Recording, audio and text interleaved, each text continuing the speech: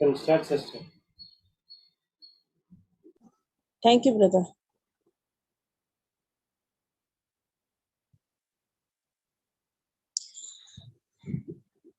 In the name of the Father, and of the Son, and of the Holy Spirit. Amen. Thank you, Lord. Thank you, Father, for this day, for this morning. We have gathered here in your presence to listen to your word. As we listen, our mind is renewed. Thank you, Lord Jesus, for teaching us on the subject known as strife. Today, you are giving us various steps how to stand against strife, how not to allow strife in our life. Strife is a deadly poison. It is a demonic spirit that can destroy the peace in the family. But when we know who we are in Christ, it helps us to overcome strife. Thank you, Lord Jesus, for all the precious promises that you have given us. Holy Spirit, take control over the session. Thank you for making this teaching simple and easy, with simple examples, practical examples, teaching us. We apply the principles taught in the God's word. Thank you, Father. Spirit of knowledge, spirit of wisdom is upon me. Excuse me. Is upon me, and is guiding us into all truth, and the truth has set us free. In Jesus' name I pray. Amen. Praise Jesus.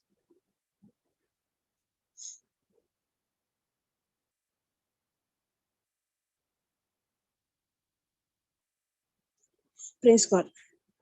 Today we can learn certain strategies, or we can learn how to stand against the evil spirit, against how can we stand against strife.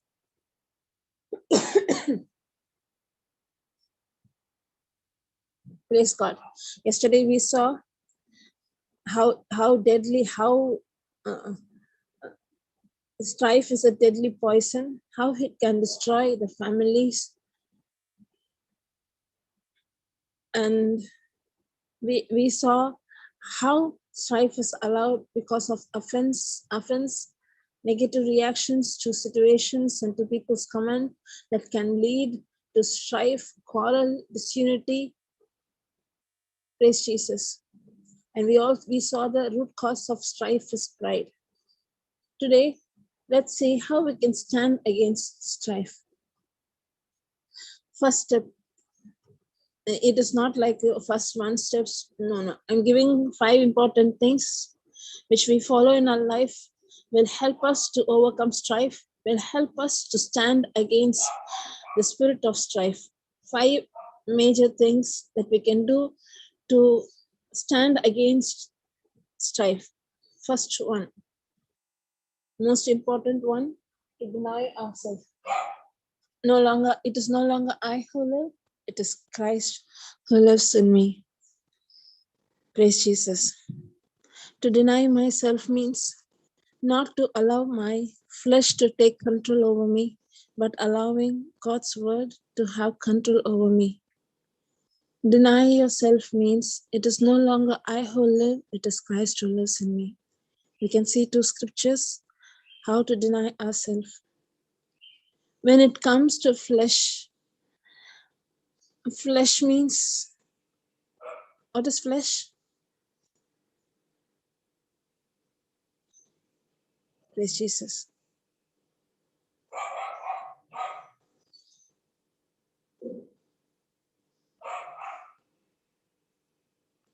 What is flesh?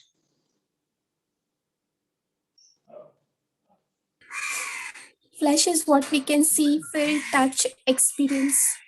That is all flesh. Something related to the 5 senses. Yeah.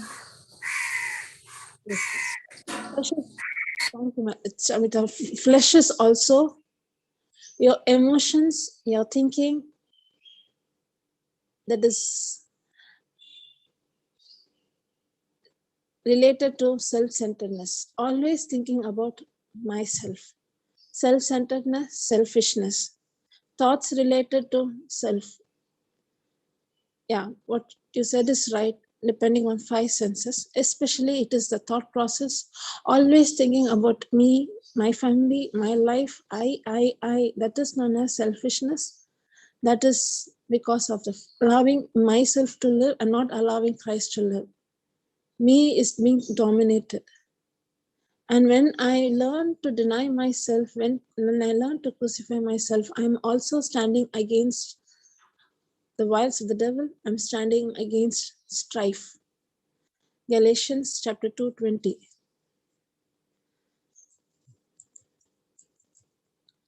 Galatians chapter 2, verse 20.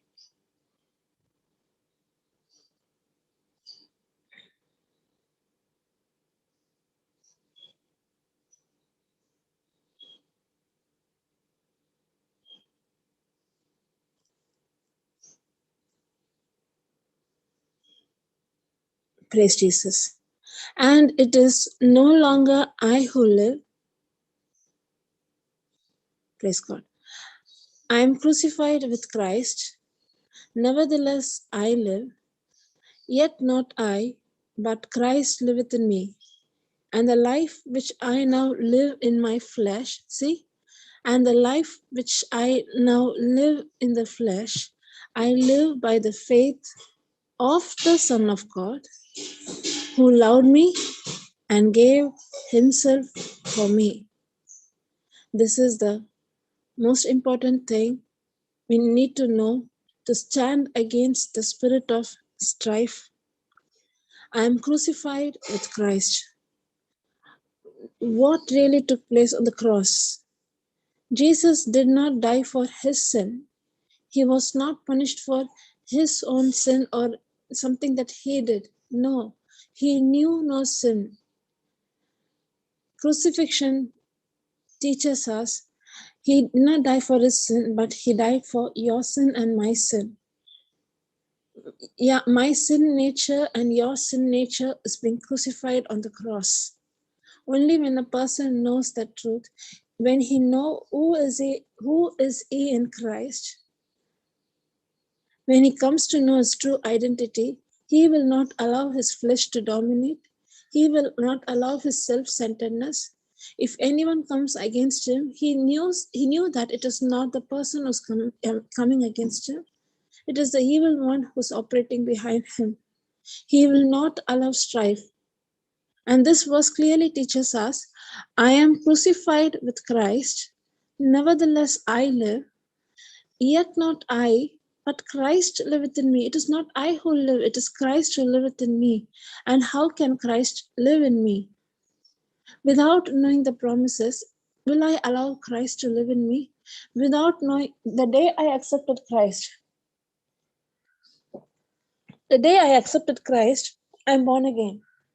My spirit is being renewed. I'm reunited with the Holy Spirit. I'm new creation in Christ Jesus. But I need to renew my soul. I need to renew my thought process. As I said, self-centeredness and selfishness is always thinking about me, me, me. That is the spirit of Lucifer who thinks I. That is my old nature. But when I am born again, I am a new creation in Christ Jesus. I need to renew my mind. How will I renew my mind? Through the promises of God. Only when I know what is there in God's word, I will able to live a life. I will allow Christ to live. Without renewing my mind, I cannot allow. I have the fullness of God in me. In my spirit, I have the fullness of God. In order my flesh need to experience, I need to renew my mind. And next line clearly says, and the life which I now live in the flesh, I'm living a life in the flesh. The life which I now live in the flesh, I live by the faith. It is not said I live in the faith of God. No, it is said that I live by the faith of God. It is not my faith. It is not the human faith that I have. The moment I'm born again, I have the fullness of God. I have the measure of faith. I have the faith of Jesus Christ in me. Now, the life that I live in flesh, it is not by my feelings, my emotions, or my self-effort, or the faith that I have in me. No, now I had received the faith of Jesus Christ. Only when I know how does faith comes. Faith cometh by hearing, and hearing God's word. If I do not hear God's word, I am not allowing the faith of Christ to dominate me. What is faith? Is the substance of things hoped for. When I'm rooted in the word, when I'm continuously pondering and renewing my mind based on God's word, God is teaching me how to stand against strife.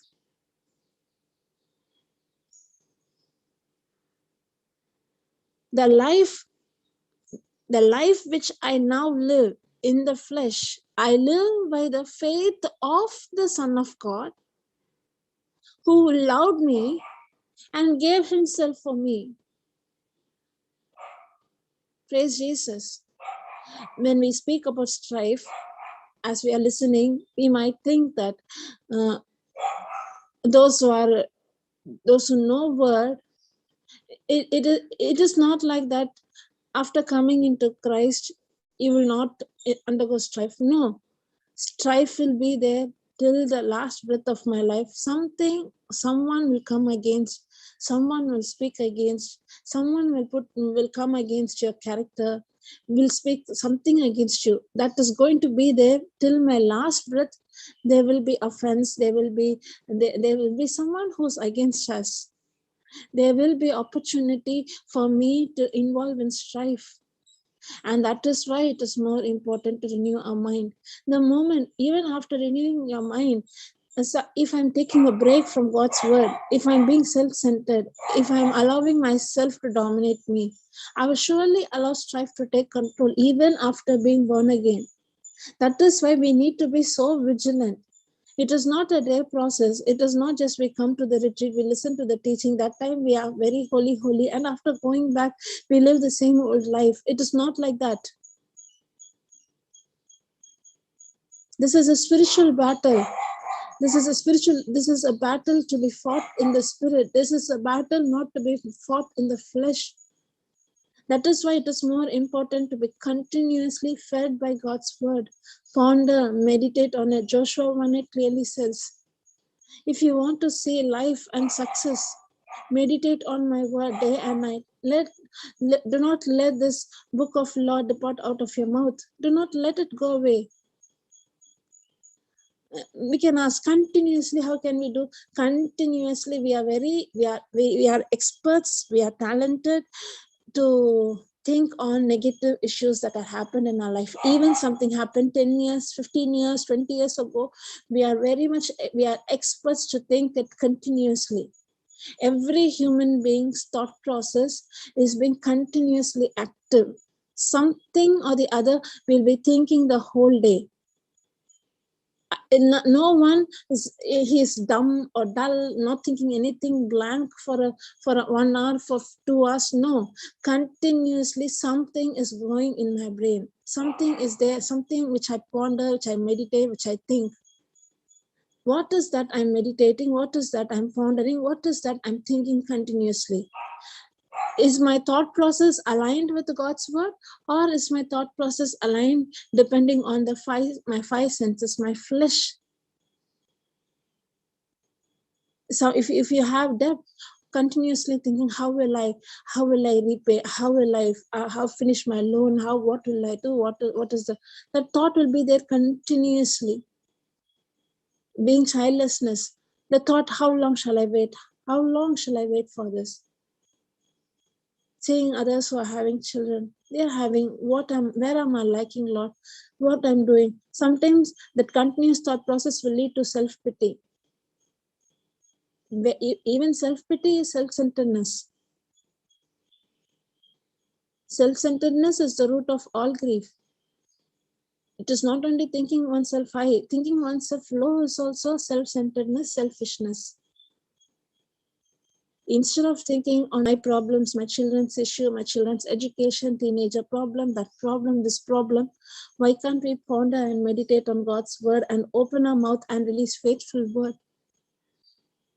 When I open my mouth and when I speak faith, it is renewing my mind. That is why it is said, faith cometh by hearing and hearing God's word.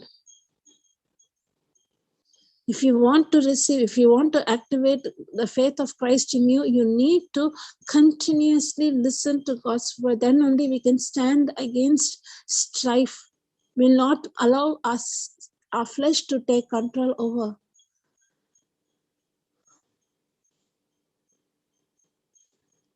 When I see, whenever we look at the cross will teach us to deny ourselves.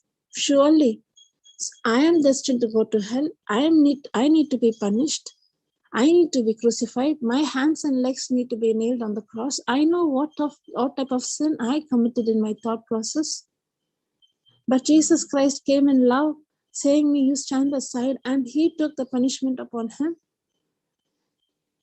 Whenever I think about the love of Christ, it will help me to overcome any type of strife.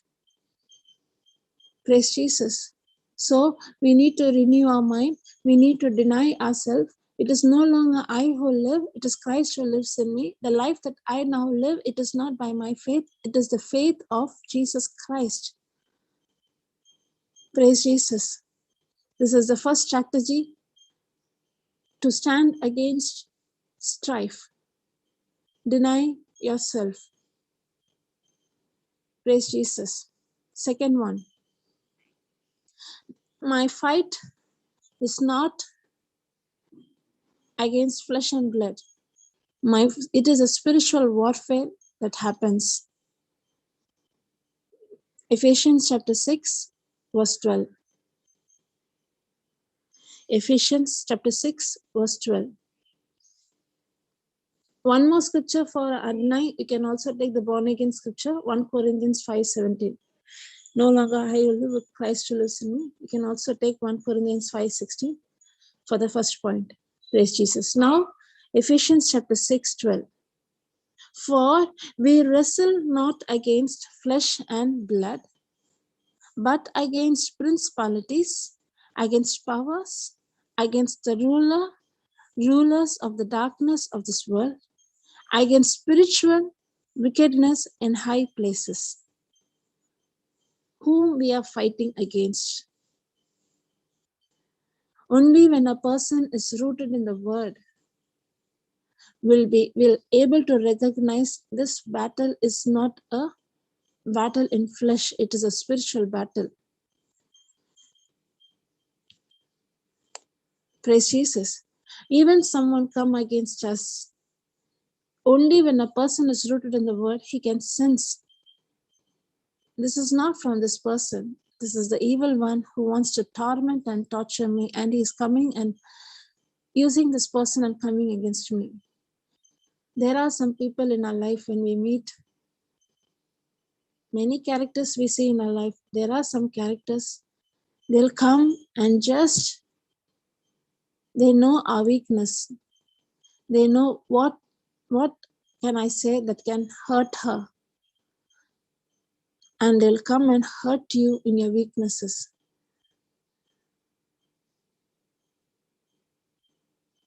Praise Jesus.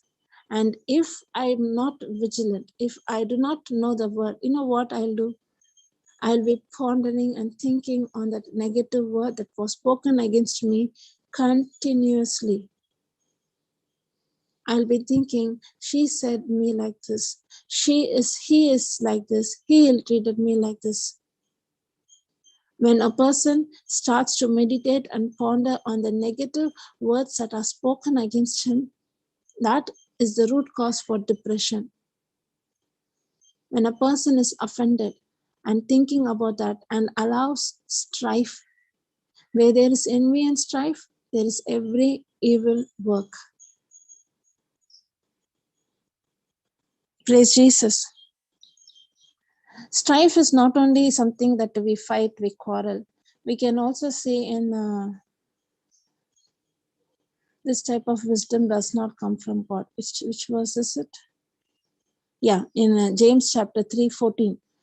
James chapter 3:14. We can go there and we can come.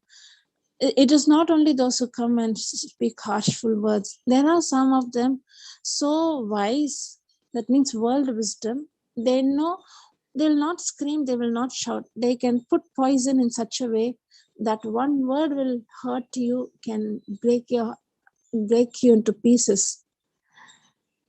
14 onwards. But if you have bitter envy and strife in your heart, not even in your action, in your heart. But if you have bitter envy and strife in your heart, glory not and lie not against the truth. Don't glory. Bitter envy and strife. What is the meaning of bitter envy and strife? Praise God. Bitter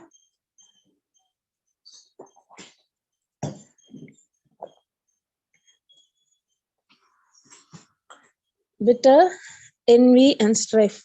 Give me the meaning of bitterness, envy and strife. Is there anyone in the class?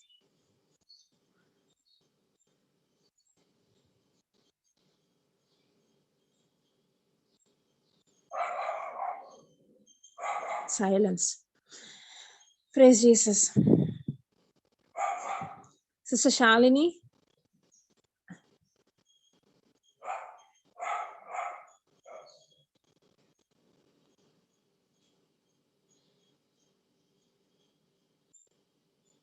Praise God. Am I audible? I'm here. I'm here. Have to get the phone out. Bitterness is feeling inside, feeling bad, feeling hurt. I don't know. Feeling to the point where you get sick, you get physically sick. Your bones, everything is inflammation. Everything comes from bitterness. It is a type of anger, right?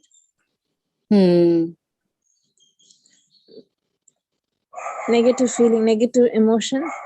Yeah. Which also causes pain, especially that lead to anger towards someone who had betrayed us. Anger, disappointment. Praise God. Anger. It leads to anger, bitterness. Mean envy? Envy? Jealousy? Jealousy to an extreme. Extreme. Not happy when someone is blessed. That is when jealousy. Someone is happy. No. This is Envy jealousy. Yeah. Envy is, we'll make plans to destroy him. Oh, yeah. We will plot. Yeah. How can I, if a person I Hurt. see, I feel jealousy, I'll also make strategy so that I can put that person down. Envy is much more, it is a step more dangerous. Dangerous than jealousy. Praise Jesus. And now we see in this verse, thank you, sister. We have bitter, envying, and strife, not in action, in your heart. Glory not and lie not against the truth. I'm not going and hurting. I'm not going and fighting with him, but I will not talk to him. I will not talk to her. How many times we would have said this dialogue? I'm not going to fight. I'm not going to do anything, but I will not talk. In families, it do happen, especially among siblings. It happens in most cases. This issue comes when the property issues are being dealt.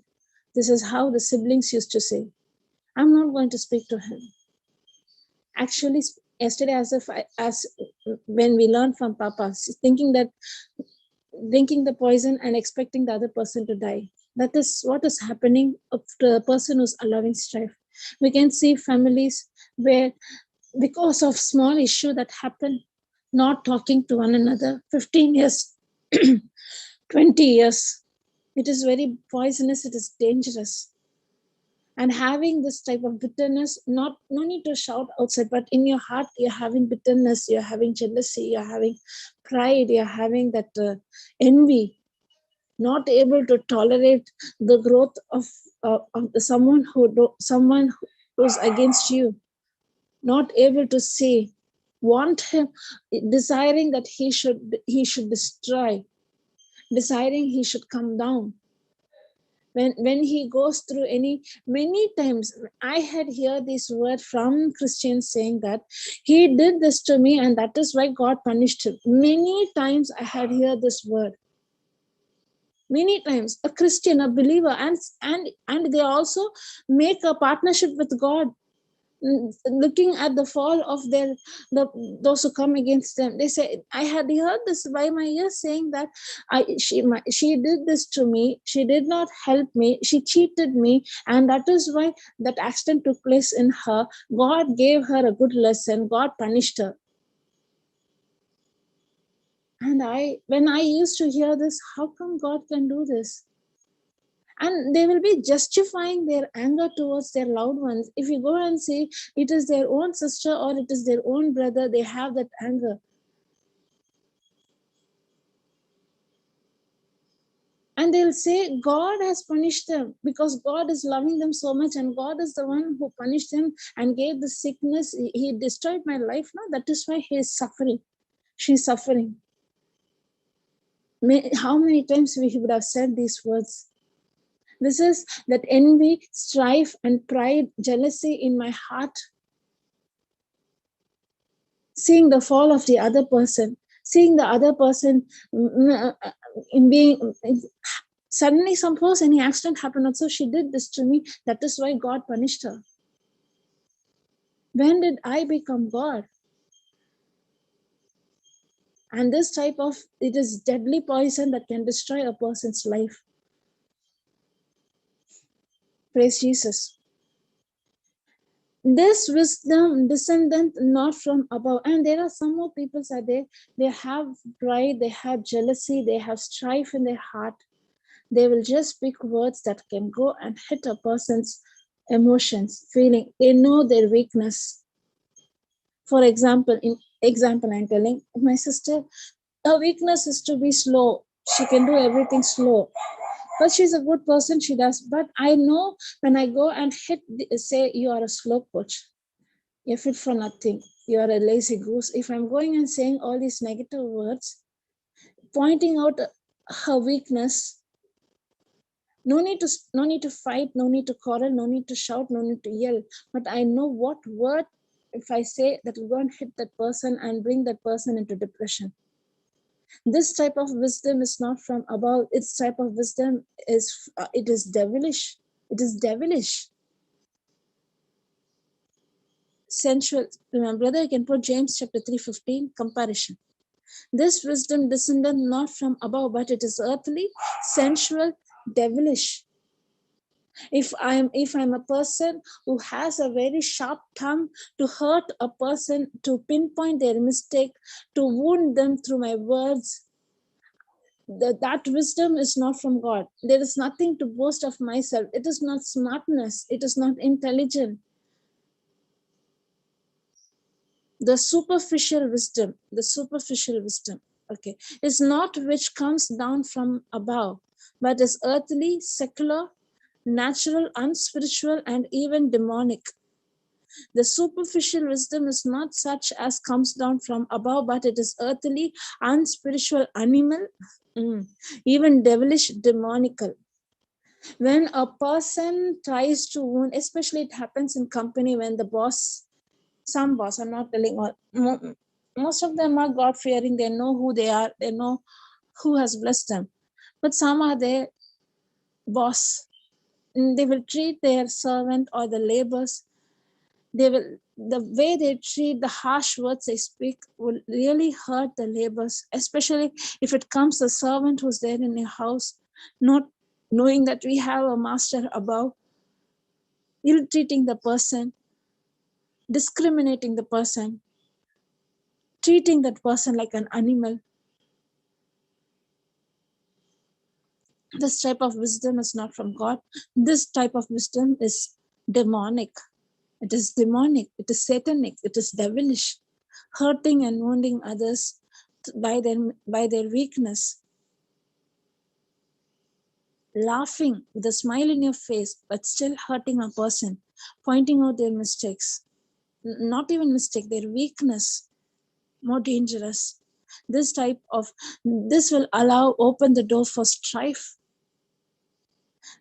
Praise Jesus. You can remove the comparison, brother. Praise God. Thank you, Lord Jesus. 3. Praise God. Thank you, Lord Jesus. 15, 16. Praise God. This wisdom descended not from above, but it is earthly, sensual, devilish. For where envying and strife is, there is confusion and every evil work. There is confusion and every evil work. Praise Jesus. But the wisdom that is from above is first pure. The wisdom that we get from God's word, from God. In our spirit, the wisdom that we have, the Spirit of God is upon me. The wisdom of God is upon me. The Spirit of knowledge, the Spirit of wisdom. That wisdom is pure. Then peaceable, gentle, and easy to be entreated, full of mercy and good fruits, without partiality and without hypocrisy. And the fruit of the righteousness is sown in peace of them that make peace. If I'm really a born again, if I'm really a follower of Christ, I can sense the spirit of strife. Even I can sense God has given us that wisdom. I will not participate in any such activity. If I sense, I will immediately move away from that place. I will not allow strife to take control over me. My example, I'll give you an example. Praise Jesus. Thank you, Holy Spirit. My sister, her life, the way she lives is the thing that I learn more from her. She will have a very good discussion with my mom and dad. Very nice. She'll talk, she'll speak. Something very nice, good discussion will be there. Suddenly, my dad or someone will speak something based on flesh, or in case my dad puts on TV and he puts on news, the negative reports are being spoken. Sometimes we start to comment when the negative things happens in the TV. We immediately we'll comment. We'll scold the person. We'll scold the government. We'll say this, that. We bring casteism. We bring all such. When she can sense the topic is being diverted and something which is not relevant, and some dad is going to speak something negative, she will not speak a word. She will just move away from that place in order to put a full stop, not to allow further discussion, not to allow further negative things to be spoken. She will just move away from that place. It is not that she's insulting. I had seen she will not be in a place where there's strife, where there's arguing, she will not be there. She will just move away from that place. My mom and my dad knew. My dad clearly knew. She does not like such things to be spoken. She does not like to speak something negative about someone. You know why? She is very vigilant. She knows that even a small talk that is speaking against a person can open up the door for Satan to come, steal and kill and destroy. Praise Jesus. So this warfare is not with flesh and blood. This is a spiritual warfare. Now we can go back to Ephesians chapter 6 verse 12. Praise Jesus. When a person is rooted in the word, he will not allow negative words to take control.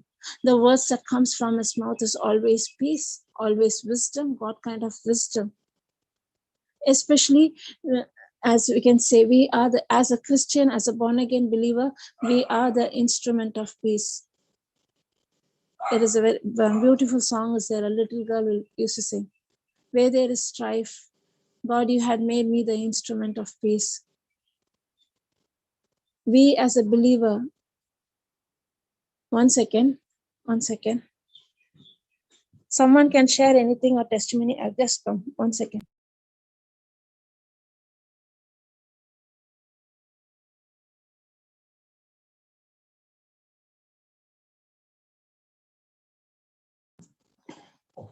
Praise Jesus. Now let us see Ephesians chapter 6:12. But we wrestle not against the flesh and blood, but against principalities, against powers, against the rulers of the darkness of this world, against spiritual wickedness in high places. Wherefore, take unto you the whole armor of God, that you may be able to withstand the evil day, and having done all to stand. Praise God. My fight is not against the one who's coming against me. My fight is not it is not a battle in flesh. It is a spiritual battle. Only when a person is rooted in the word, he can understand whether this battle is a spiritual battle or not. Knowing the truth will set us free. When I really know the truth, that it is not the person who's coming against me, it is the evil one who is operating behind the screen. And my fight is not against the person who's coming against me, but my fight is against the evil one. Satan wants to torment me and torture me. He wants to trouble me. But I know how to trouble back Satan. If I'm vigilant, if I'm rooted in the word, I really know how to torment him back. I will not allow strife. I will not allow what others say, what she say, what my aunt say, what my mom say, what my dad say, what my mother-in-law say, what my father-in-law say. I will not allow any negative words to take control over my thought. I know who am I in Christ. They can talk about you, they can go and gossip against you. I will not allow anything to control over me. How can I overcome? Only when I know this battle is not a battle in flesh, this is a spiritual battle. This is not the people who are coming against me, it is the evil one who's coming against me. Then how can you torment and torture the Satan back? Simple. Submit yourself to God, resist the devil, he will flee away. Satan cannot tolerate when we praise and worship God. In midst of trials, in midst of, for example, waiting for a child for a long period of time, waiting for the fruit of the womb, waiting that at least this time I will be, I'll get the pregnancy test positive, expecting and waiting. But if what I expected didn't happen, periods come. Even that periods can talk to you. How long shall I wait, Lord? That can take us into depression. But in midst of that, when I'm not moved by what I see, I know that I'm already blessed. My womb is already blessed. I'm the mother of anointed children. I don't move by what I see. Nothing can separate me from the love of God. Casually, as usual, when I'm not even considering about that physical symptom in my body, and just move forward. It is a nose cut for Satan. It is a big nose cut for Satan. And you know what is happening? Your brain, your immune system is also being functioning perfectly. Your thought process is the one that will affect your physical body. Your brain is affected by the thought process. Now, when your thought process, in your thought, only you have peace. You're rejoicing always. You're thankful for the good things that had happened in your life. Not looking at what is happening, but always thanking God. He was always there with you in the past victory, in the past battle. Pondering and thinking about those victories and rejoicing in God's presence. Your mind is renewed. Your brain cells, your nerve cells, your cells are renewed. Nerve system is renewed. And there is no unwanted growth. Tumor cells are being destroyed in Jesus' name. There is no malfunction in cell division. You don't know what you do when you rejoice in midst of trials, in midst of expecting something that is not happening, that leads to disappointment. Only if I expect, there will be disappointment. If there is no expectation, there is no disappointment.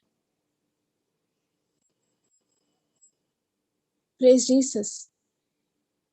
Satan is using weapons to come against us. I know the strategy. One important thing, Satan is weak when it comes to the spiritual realm. Very good example is the eagle and the snake. The snake is the king in the ground. The eagle is the king in the sky. When the eagle wants to destroy snake, it should not fight in the ground. It need to carry the snake to the sky, and there it will completely destroy the snake, because the snake is weak in the sky. It cannot operate. In the same way, if you want to destroy the works of the enemy, Satan is a dumb piece. He cannot understand what is happening in the spiritual realm. This fight that we fight, we are not supposed to fight in the flesh. We are supposed to fight in the spiritual realm. How? Use the weapon, it is known as God's word, to destroy the works of the enemy. Put on the whole armor of God and stand against Satan. This fight is not flesh and blood. If anyone come and insults you, the person who's rooted in the word can sense this is not that person who's speaking, this is the evil one that is operating behind them. In spite of being anger and showing bitterness towards that person, God in you, Holy Spirit in you will teach you to intercede for that person, pray for that person's soul. God will help you to show compassion to the one who comes against you. And God will also show you how to destroy the works of the enemy. Praise Jesus. Thank you, Lord Jesus. What is the whole armor? Let us see what is the whole armor of God. Wherefore, take unto you the whole armor of God, that you may be able to withstand in the evil days. If you're not putting the whole armor, if you're in flesh, you cannot fight the battle. Satan becomes the master when it comes flesh. He can destroy you, he can bash you. But put on the whole armor in the spiritual realm. Now the fight is against the evil one in the spiritual realm. The snake, as a snake is being taken into the sky, and there the snake is being destroyed. In the same way, you're fighting against the evil spirit that is operating in your loved one, or those who are coming against you, those who purposely want to provoke strife. Put on the whole armor of God. Praise Jesus. Stand wherefore, having your loins girt about with the truth be your belt, and having on the breastplate of righteousness, knowing that I am the righteousness. I am righteousness in Christ Jesus. The moment I am accepted Christ as my Lord, God, and Savior, my sin nature has been crucified in Christ, and the divine exchange, I have the righteousness of Christ in me that acts as a breastplate, my true identity. I am the child of God. That is the righteousness. Renewing your mind, telling to yourself, I am the child of God. Next one is, and your feet should be shod with the preparation of the gospel of peace. Wherever I go and teach the gospel. God, make me an instrument of peace, love, peace, joy. God has given us the wisdom to speak words exactly so that the person who's listening is out of trouble and he can receive Christ. How? Through the promises, through the words that I speak. Wherever I go, I become an instrument of peace. Will not allow strife. How come? Each and every weapon is based on God's word. You cannot separate God's word and the weapon used. God's word is peace. God will keep in perfect peace whose mind is stayed upon him. How can a person's mind be stayed upon God? The one who meditates and ponders on God's word is the person whose mind is stayed upon God. Jeremiah, Isaiah 26:3. God will keep in perfect peace whose mind is stayed upon God. Isaiah 26:3. Sorry. Isaiah 26:3. No need to go, brother. Okay. Thou wilt keep in perfect peace whose mind is stayed on thee, because he trusted thee. My mind to be stayed on Jesus means on his word. Not just sitting simply and imagining a person with a white robe and with a red shawl. That is an imagination picture created by human being. I don't even know whether Jesus Christ wore white color robe. He would have wear the dress with on those days the Jews would have worn. No, your mind to be stayed on God's word means your mind to be stayed on the word of God, promises of God. God in the beginning was the word was God, the word is God. Praise God. You can come back, brother. Isaiah, Ephesians chapter 6. Perfect peace. And wherever we go, I'm just proclaiming and giving Christ. God, make me an instrument of peace. Next one, the 14:15. Instrument of peace. Next 16th verse. Above all, taking the shield of faith, wherewith he shall be you shall be able to quench all the fiery darts of the wicked. Yesterday I said the fiery darts are the words being spoken against us, the hurtful words, the wounded words that can come and hit you and point out your weakness. Those words which are being spoken, these are the fiery darts. Any words that is contradicting to God's word are the fiery dart. If you sense someone is speaking something negative against you, don't take this word. Immediately I need to take the shield of faith. Means my mind is fixed on what God says about me. I am the child of God. I am precious. I am unique. I am made in the likeness and the image of God.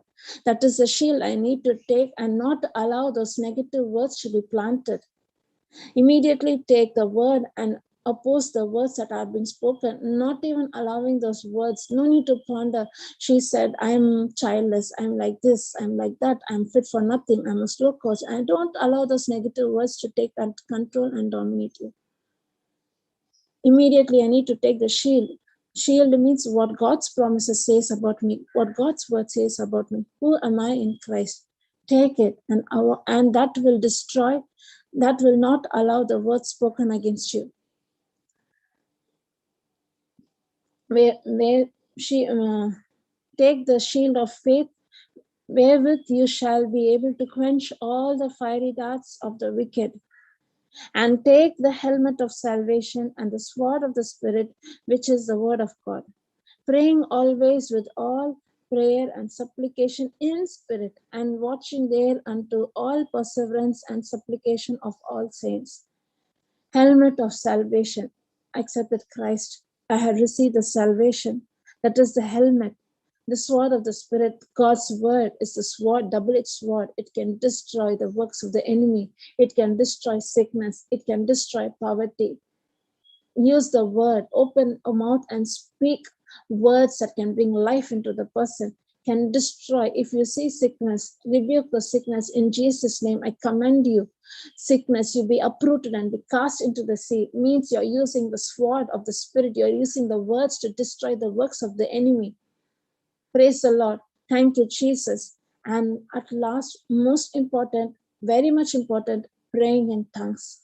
Communicating with Father God, a spiritual love language, praying in tongues. Praying in the Spirit means praying in tongues continuously. Having the fellowship with God as a newborn baby, taking the milk, mother's milk, enjoying the mother's milk in mother's bosom. The same way when we pray in tongues, enjoying God's presence. When you enjoy God's presence, nothing will harm you. You know how precious you are in God's sight and how He has purchased you with His divine blood. You're so precious in God's sight. Nothing can separate you from the love of God. Those words that are spoken, you will not even consider. That is not even hurting you at all. It is not a painful event. When we follow all these steps, it is not painful. It is not at all painful. It is too easy. What others say, it is not at all going to hurt you. If it is not at all, it is not a very difficult thing. It is a very easy thing. When we know who am I in Christ, when I take this battle not in the flesh, but I'm taking this battle in the spiritual realm and destroying the works of the enemy using the weapons of Christ. Praise God. Thank you, Jesus. Thank you, Holy Spirit. Truth, righteousness, peace. Next what? Peace, truth, righteousness, peace, salvation, sword of the Spirit, word of God, praying in tongues, using all these weapons and destroy the works of the enemy as an eagle who can destroy the snake in the atmosphere, in the sky. In the same way, when it comes in the spiritual realm, Satan is a dummy piece. He cannot, and he wants you to tolerate, he wants you to torment, he wants you to go into worry mode, he wants you to be angry, he wants you to be depressed, but everything is happening negative. He's putting negative words. In spite of being depressed, you are rejoicing. He will be confused. What is happening to this person? In midst of all this trouble, how can she rejoice?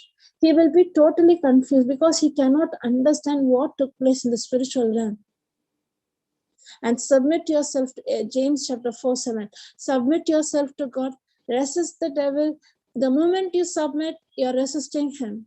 And he will flee from you. He cannot tolerate. He cannot stand where there is praise and worship. He cannot tolerate.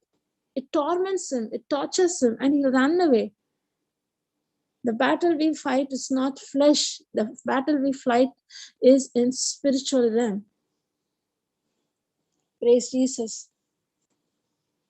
Is there anyone want to say anything? Any questions or doubt regarding this? Mama, I Yes. want to share something. Mm-hmm. So now normally we say no that human nature is weak, like we fall into the trap of Satan because we are weak in like human tendency is weak in nature. So here in Ephesians 6, in chapter 6, the God gives us the armor of his own. So how we say like we are weak? He's he got it, no? Like I didn't get you, Chanita. Armor of God is? yeah, armor of God is like everything God is giving us to be strong, righteousness, peace. It all belongs to God, nothing of ours. Like faith also of Jesus Christ, and peace of righteousness. Righteousness is of God. It's a free gift of God, nothing of ours. The word of God also, the sword of Spirit. It is the word of God. So everything God is giving us to be strong. We are not weak. We are not weak at all. We are strong. Yes, we are. Yeah. So we cannot fall like into the trap of Satan, saying that like it's a human nature. We human fall into the sin. We cannot. True, Yeah. true. That is the Yeah. reason we need to continuously renew my mind. If you take a break, then my flesh will take control over me. Yes. That is the reason. Thank you, Chamita. Very good point. And your soul, we are made up of 3 parts, right? Spirit, soul, and body. Your soul is in the middle.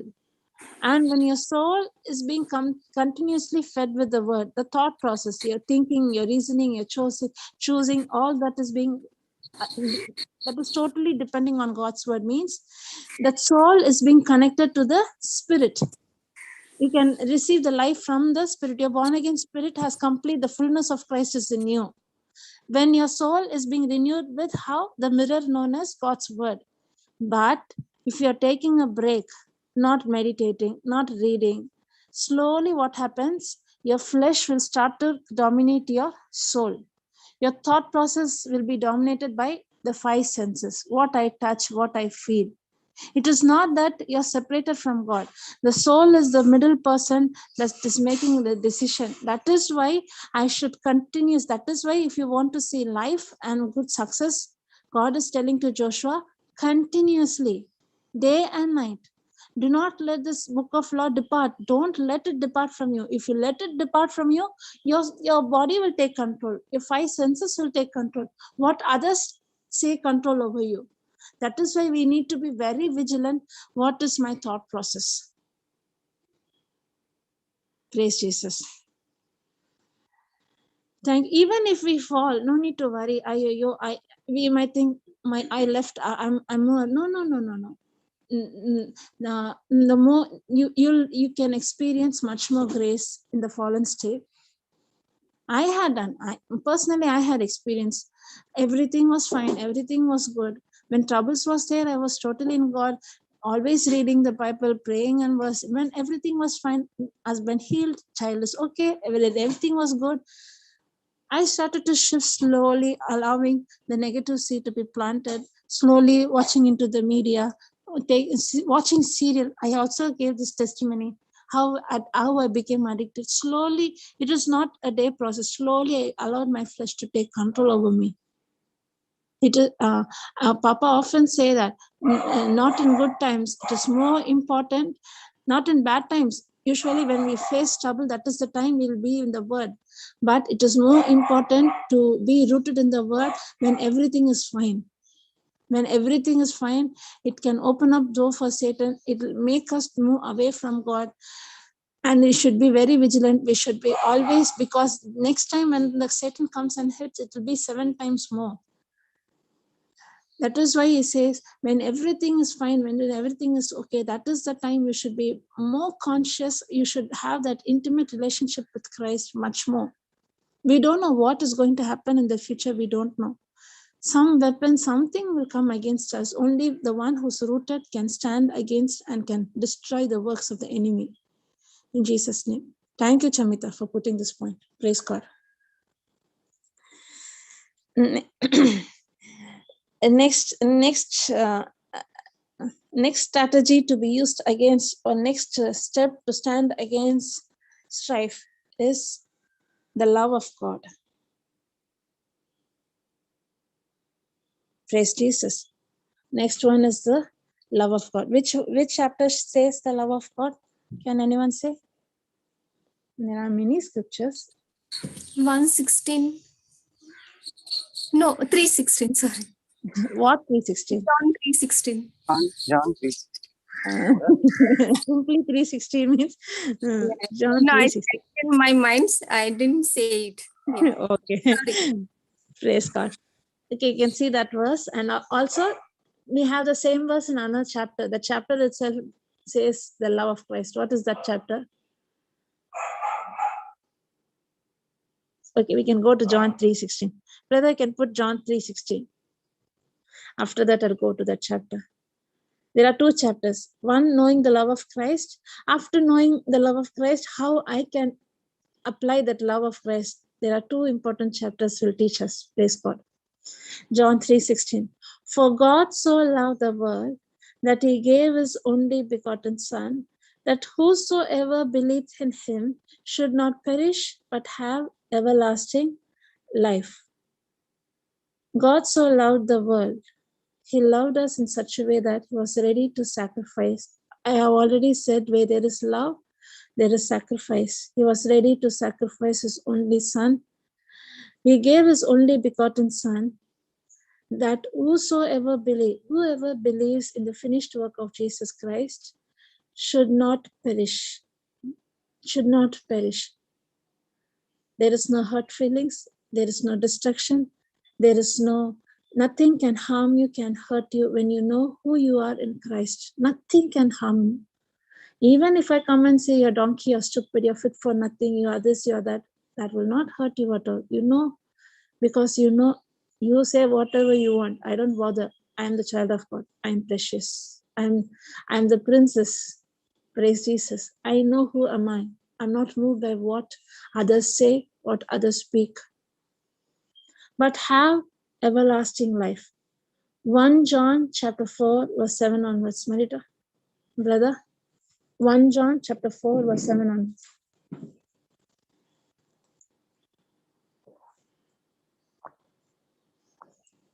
God is love. Beloved, let us love one another, for love is of God, and everyone that loveth is born of God, and knoweth God.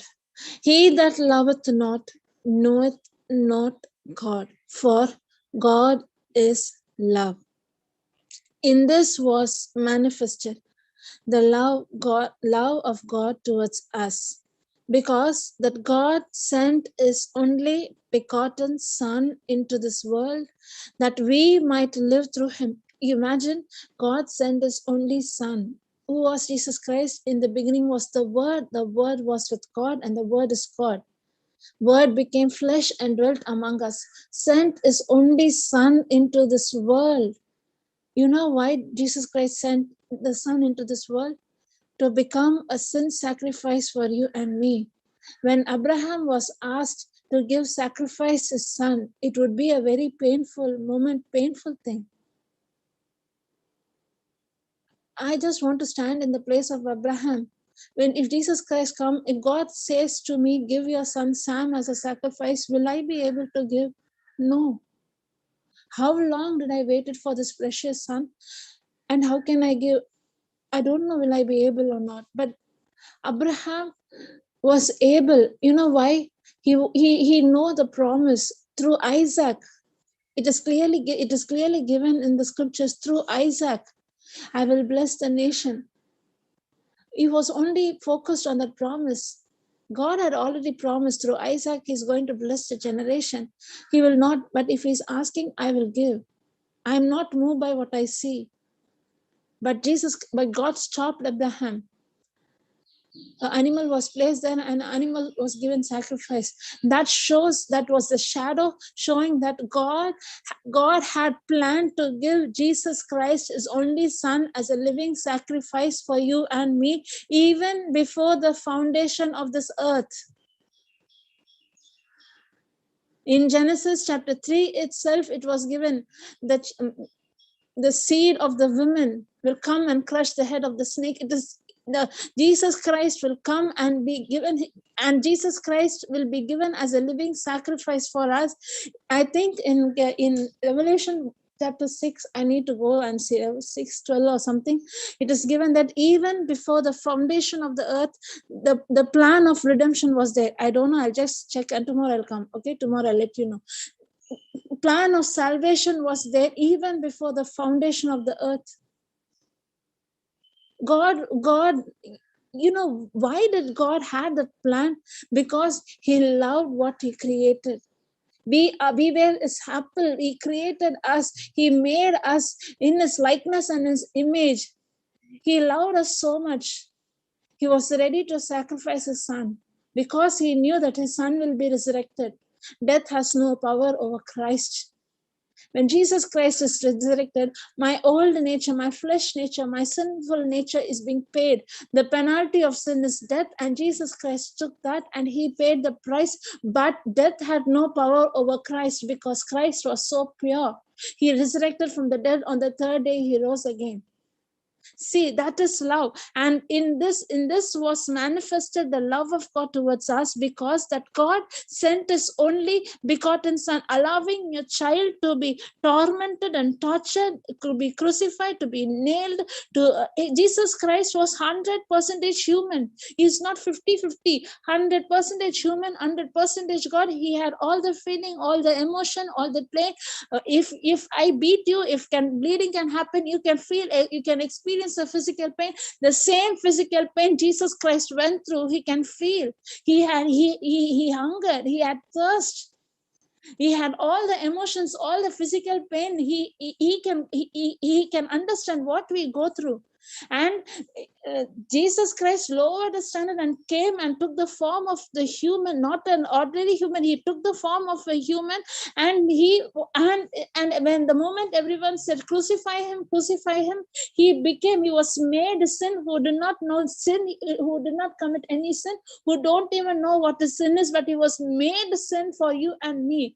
Like the lamb, like the animals which were given as a living sacrifice, when the high priest laid his hand upon that animal, the sin of the whole Jewish community will come upon that animal, and the animal was given as a sacrifice. In the same way, Jesus Christ was innocent. He does not know what is sin. The moment the high priest said, the Pharisees said, crucify him, the sin of the whole world, not of Jewish community, the sin of the whole world came upon him.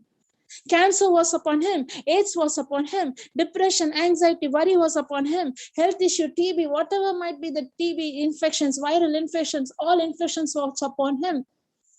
Every sin, every sickness, he became a living sacrifice for each one of us. And God knew it. And God is the one who sent Jesus Christ for that mission, to carry the sin of the whole world and give himself as a living sacrifice, so that you and me can be saved. When God loves you so much, why do you bother what others says about you? Why do you bother? My mother-in-law saying this, my dad is saying this, my mom is saying this, my boss is saying this, my husband is irritating me. I don't bother, I don't care, because there is one who is so precious, who loves me unconditionally.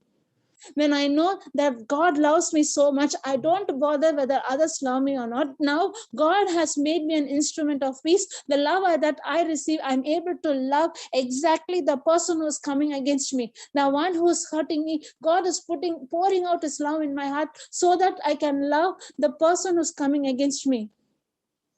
I can see that person through compassion. I can see the person through the lens of Christ. I'll be praying for unsaved loved one, for the loved one who's coming against me.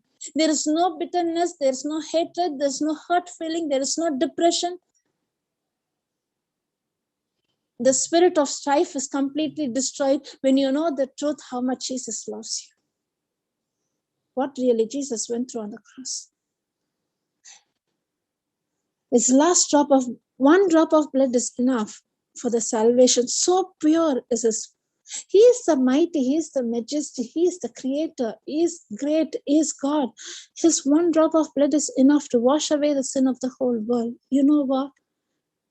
When Jesus Christ gave up his life, the soldiers wanted to test whether Jesus is alive or not.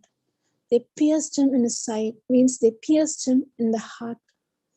Heart is the last place. Even when the blood is bleeding, all the blood can come out. Heart is the place where blood be pumping. Even that heart was pierced. The last drop of blood was shed for you and me. Last drop of blood was shed for you and me. There was no blood in Jesus' body when he hung on the cross, when he said it is finished. That the blood that was pumping in the heart, that was there in the heart, that was also pierced, and last drop of blood was shed for you and me. He washed you and me with his precious blood. We are the child of God. When I really know that love, I don't bother what others say. That will not hit my brain, that will not go in my thought. Satan cannot take control over my emotions through people.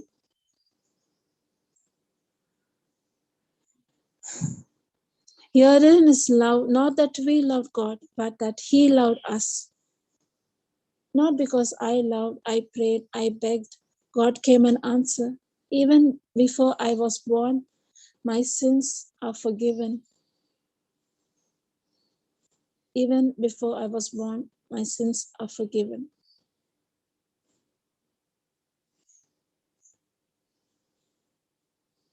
He loved us and sent his Son to be the propitiation of our sin.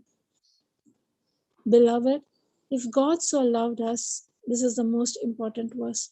Love one another, especially those who come against us, especially those who hurt us, those who wound us. No man had seen God when you do that, no? especially to the loved ones, those who come against you. He will see Christ in you. Next verse says that, 4:12. No man hath seen God any time. If we love one another, Mata can move up. 12th verse. No man hath seen God at any time. If we love one another, God dwelleth in us, and his love is perfected in us. Even those who come against you, they can sense Christ in you.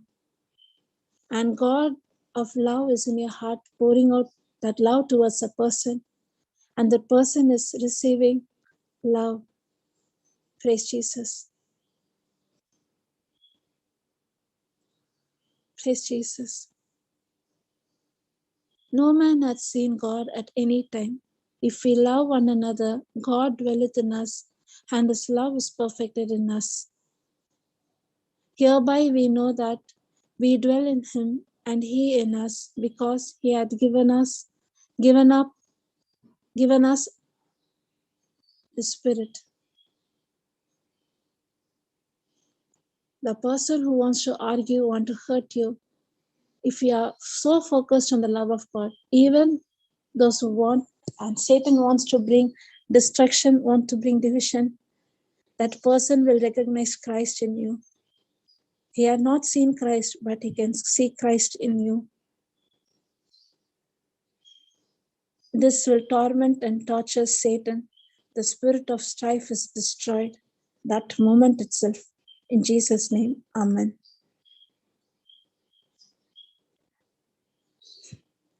We know how to torment and torture Satan back.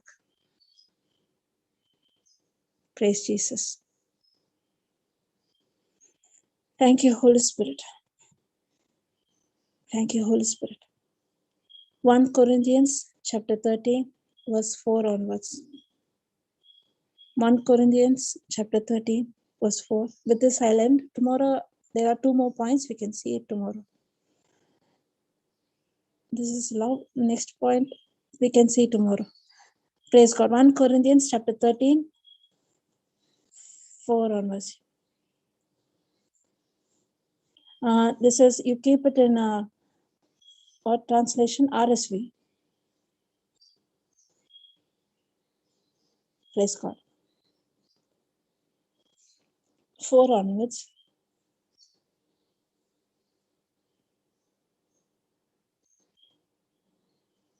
Praise God. Love is large and incredible patient. Love is gentle and consistently kind to all. It refuses to be jealous. TPT matter, not TPT. You put RSV. NRSV?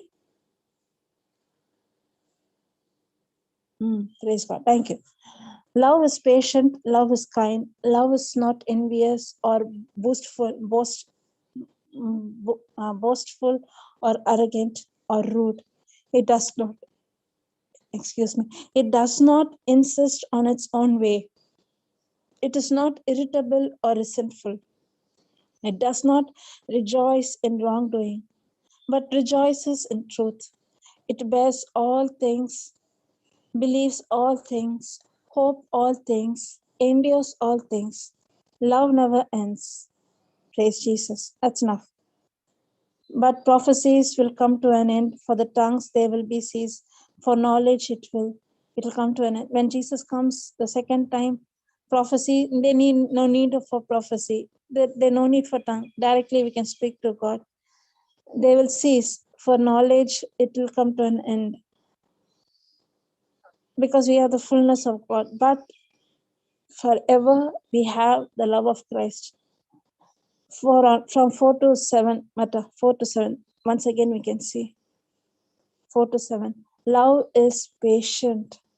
Love is kind. Who is love? God is love. Jesus is patient. We have the Jesus in me. Love is patient. Love is kind.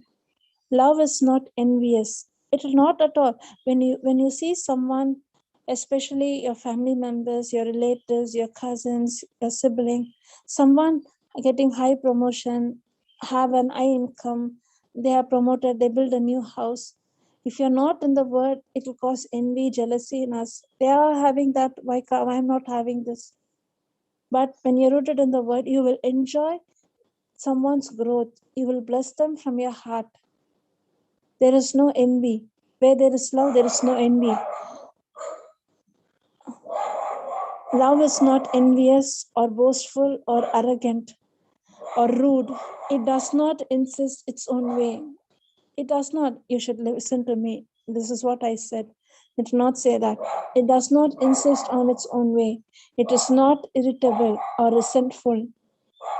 Praise God. It does not rejoice in wrongdoing, but rejoices in the truth. It does not rejoices in wrongdoing. Smart up, and they are very smart. You have done this, you have done that in wrongdoing. It does not boast itself in wrongdoing, but rejoices in the truth. It bears all things, believes all things, believes the promises of God, believes all things, hope all things, endures all things. Focus is fixed on the cross, fixed on Jesus. Anyone speak against anything against me, it will not hurt me. Cursing me, it will not hurt me. Immediately, those who come again, I need to pray so that the curse will not return to them and they are blessed.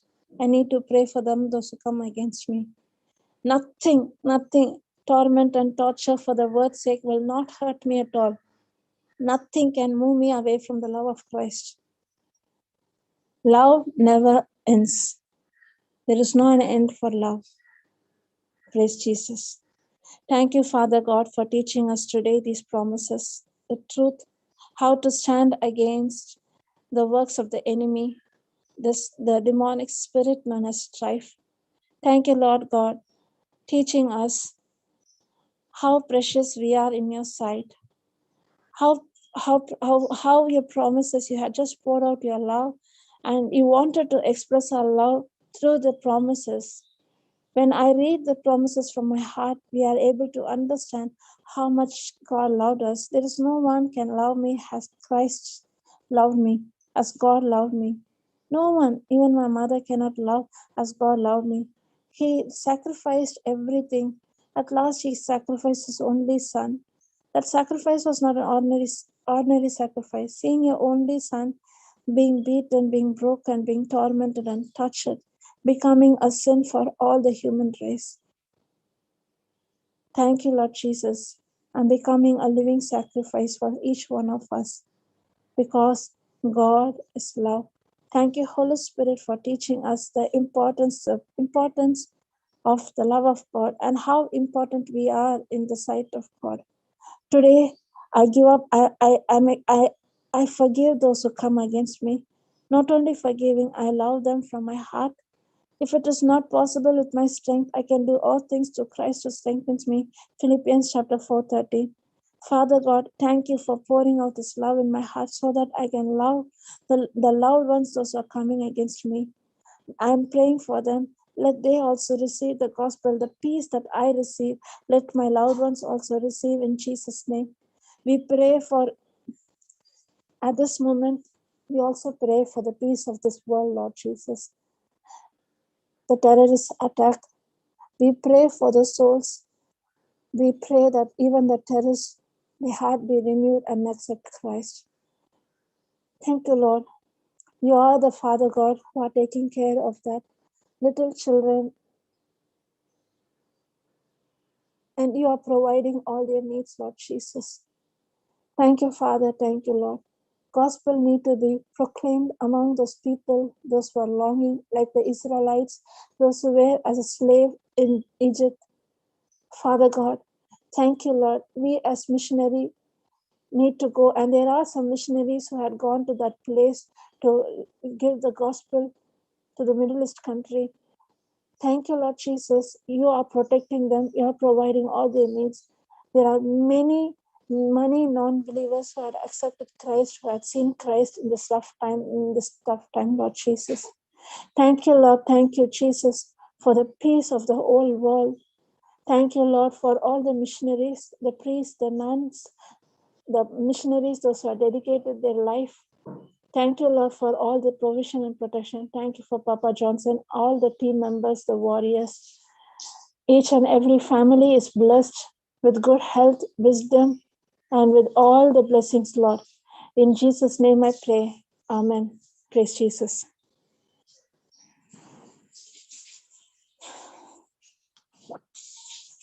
Praise Jesus. Any doubt? Tomorrow we can continue the remaining. Praise Jesus. Thank you, sister. Praise Nice. God, sister.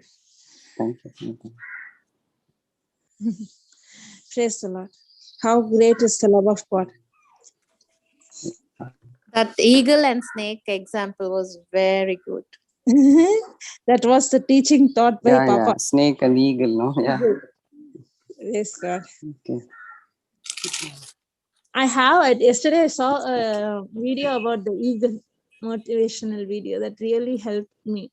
I'll put it in the group, that video. Okay. Praise God. Yes.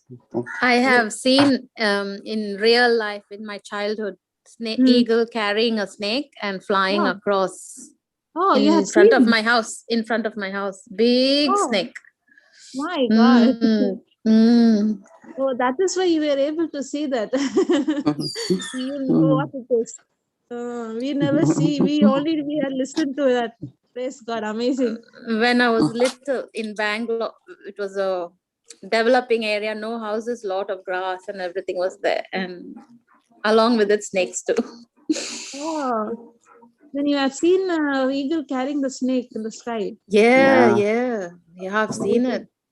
I was Amazing. only a child. I was a child, but so strong. This is the eagle. My gosh. Oh my God. Praise God. And God had spoke to you today, and He's saying you are an eagle. I know.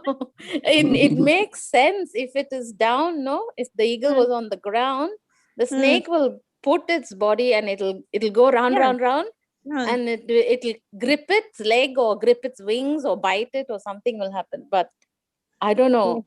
It came, got its claws, and quickly the wings are up and flying up, and snake can't come up. It's only dangling down and it's moving, but it can't touch the eagle. All over the air, in the air. It's confused. It's struggling. It's only struggling. It's not even attempting to fight back. Yes. It can't. Yes. It will totally Yes. Yes. That is what's Struggling. happening. Yes. Yes, that is what's happening when we put on the full armor of God. Satan is totally confused. I thought it'll be because I listen my sister saying this. When it comes spiritual realm, he does not understand. Actually, he is very dumb. He cannot understand what is happening in the spiritual realm. That is why even my sister gives a clue. Even if something bad happens, that fear is gripping you, don't open your mouth and speak it out. Don't even show in your face, in your reaction, that you are fearful. You cannot understand. My gosh, yeah. And the spirit is very nice. Now, how God, see the wisdom, how they wrote. Today, you made it I'm able to see as a little child, you see the snake. I saw it clearly struggling and can't fight back.